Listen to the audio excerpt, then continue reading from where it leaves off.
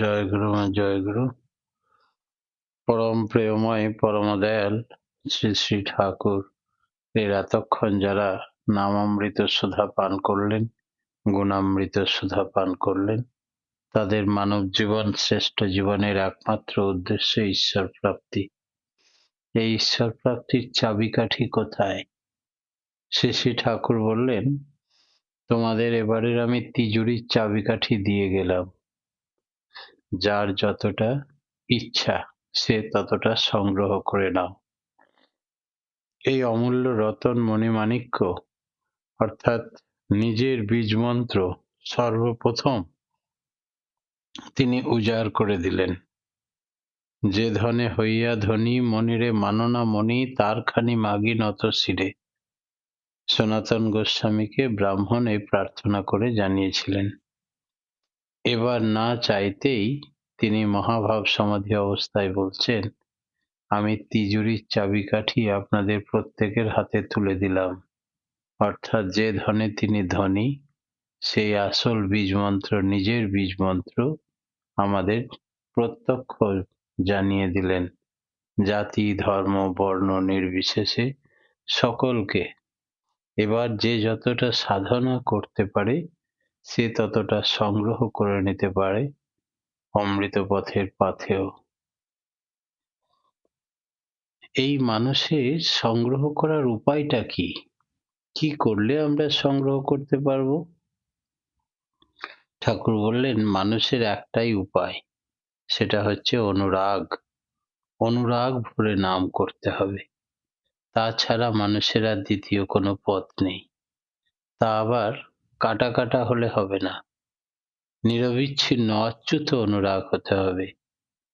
অর্থাৎ এখন একটু করলাম, বিপদে পড়লে ডাকলাম, বাকি সময় ডাকলাম না, এরকম নয়। বা উষা নিশায় ডাকলাম, বাকি সময় নিজের প্রবৃত্তির খেয়ালে চললাম, সেরকম হলেও হবে না। মান অভিমান চাহিদা ইত্যাদি নিয়ে অনুরক্ত থাকলাম, আর শুধুই তাকে ডাকলাম, আমার ছেলের চাকরিটা করে দাও ঠাকুর, এখনো আমার বাড়ি হলো না, একটা গাড়ি করে দাও ঠাকুর। এই কোনো চাওয়া পাওয়া প্রবৃত্তির খেয়ালে ভগবানকে ডাকা, এগুলো কিছু চাই না। তুমি আছো আর আমি আছি, আমি তোমার উপভোগ্য হয়ে জীবনটা সার্থক করতে চাই, আর কিছু চাই না। এই হলো রাইট অ্যাটিচিউড। মুক্তির কামনা পর্যন্ত রাখতে নেই। তাই মুক্তিবাঞ্ছা কৈতব প্রধান। প্রবৃত্তি, বশ, লোভ, ইচ্ছা আকাঙ্ক্ষা পূরণের জন্য ভালোবাসতে গেলে ইষ্ট ভগবান বা ঈশ্বরের সঙ্গে সম্পর্ক নষ্ট হয়ে যায়। তখন যেন দেনাদার আর পাওনাদারের সম্পর্ক। এই সম্পর্কর মধ্যে ঐক্য থাকে না, প্রেম ভক্তি ভালোবাসা থাকে না, নিষ্কাম প্রার্থনা থাকে না। কামনার বস্তু প্রধান হয়ে দাঁড়ায়, তা পর্দার মতো হয়ে ওঠে। তিনি একমাত্র কাম্য হবেন। সেবা মানে তাকে পরিপালন, পরিপোষণ, পরিপূরণ করা। তাতে তিনি আমার মধ্যে জাগ্রত থাকেন, আমার দ্বারা পুষ্ট পরিপুষ্ট হন, তাই করাই সেবা। সর্বধর্মান পরিত্যাজ্যং মামেকং শরণং ব্রজ। তার মানে প্রবৃত্তির ধর্মকে বিসর্জন দিতে হবে, আর শুধুমাত্র তাঁকে রক্ষা করতে হবে, পালন করতে হবে।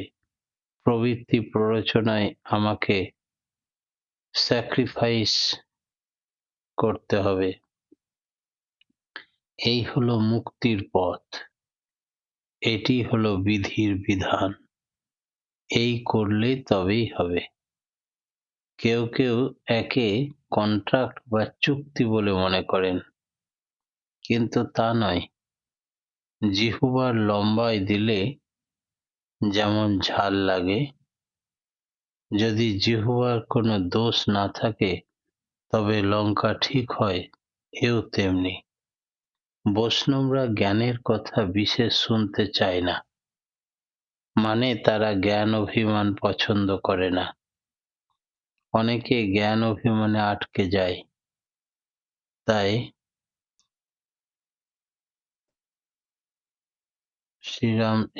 শ্রী চৈতন্য মহাপ্রভু বললেন, জয় প্রতিষ্ঠা সুকরি বিষটা মেখে এলে সারা গায়ে।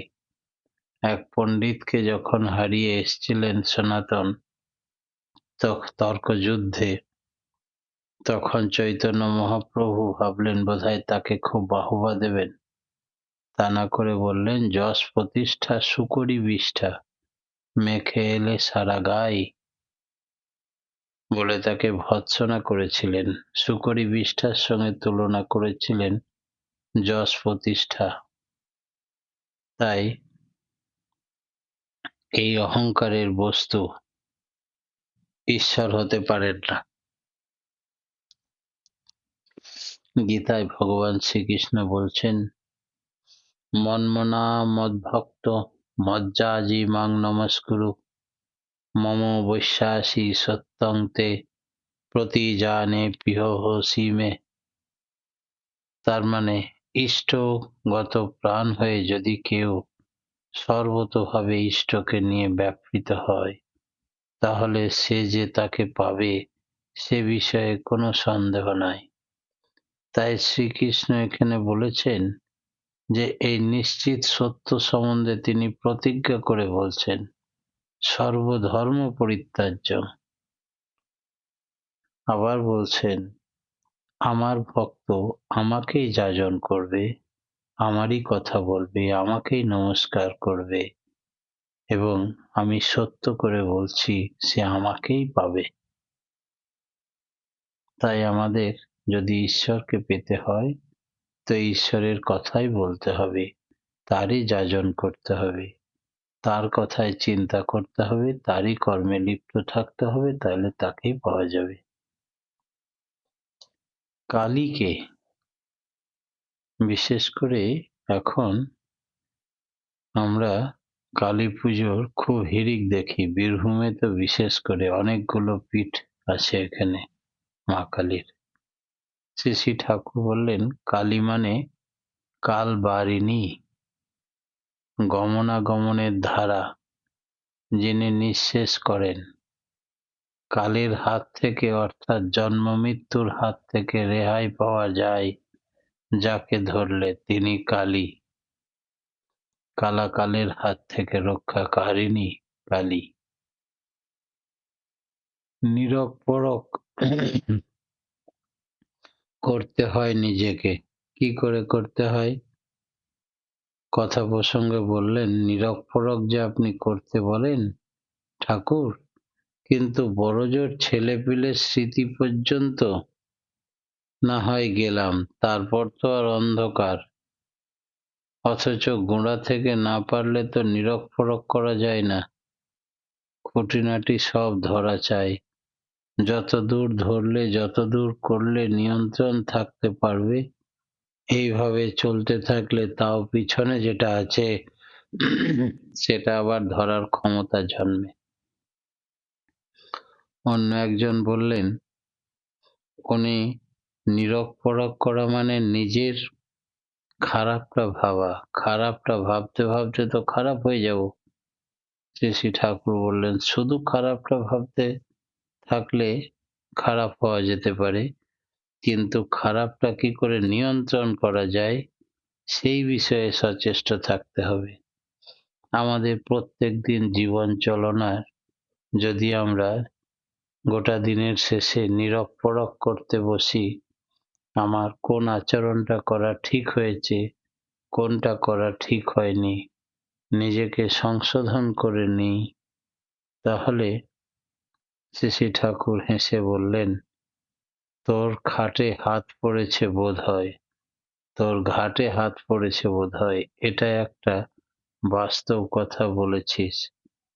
প্রায়ই এরকম হয়, ভালো বলে মানুষ যা মনে করে তা হয়তো প্রকৃতপক্ষে খারাপ।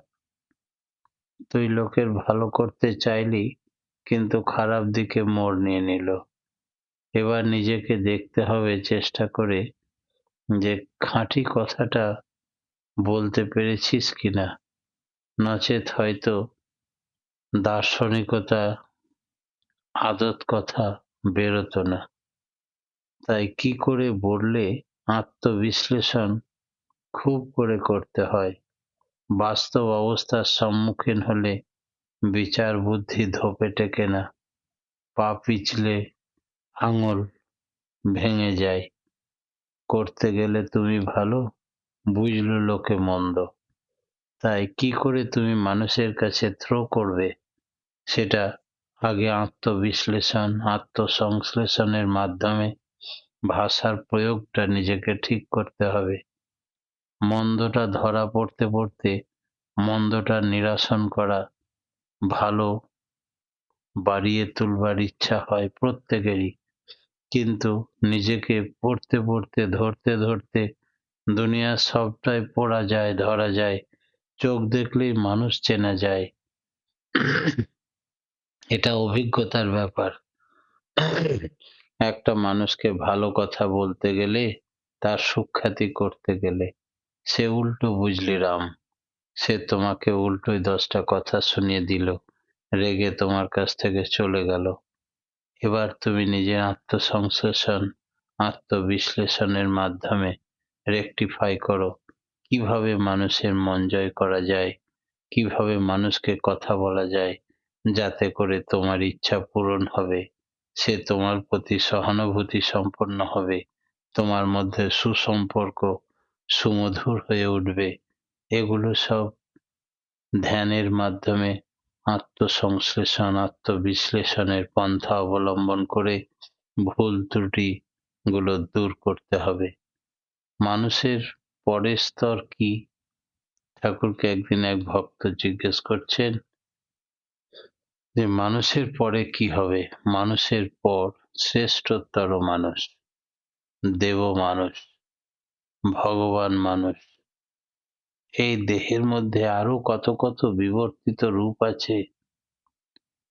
পশু আমি থেকে শুরু করে শুধু মানুষ, মান ও হুঁশ সম্পন্ন মানুষ, তারপরে দেব মানুষ, তারপরে ভগবান মানুষ, তারপরে ঈশ্বর কোটি মানুষ। তাকে অনুসরণ করতে গিয়ে মানুষ উন্নততর হয়, আর তার বোধ বিবেক বিবেচনা চিন্তা শক্তি বেড়ে যায়। একটা গরু বা ছাগল ঠিক আমাদেরই মতো, তাদেরও ক্ষুধা আছে, তৃষ্ণা আছে, ভয় আছে, মৈথুন আছে, অস্মিতা আছে, সুখ আছে, দুঃখ আছে, সবকিছু আছে। তাদের প্রবৃত্তির দরুন তাদের ওই চেহারা হয়েছে, তবে তার বিবর্তনে মানুষের তুলনায় অনেক সীমিত। পূর্বজন্মের কথা জানা যায় কি করে ঠাকুর? ঠাকুর বললেন, আচার্যকে আগে গ্রহণ করো, তার সঙ্গ করো, তারপরে তার নির্দেশ মতো চলো, তারপরে করো হও পাও। জয়গুরু দাদা।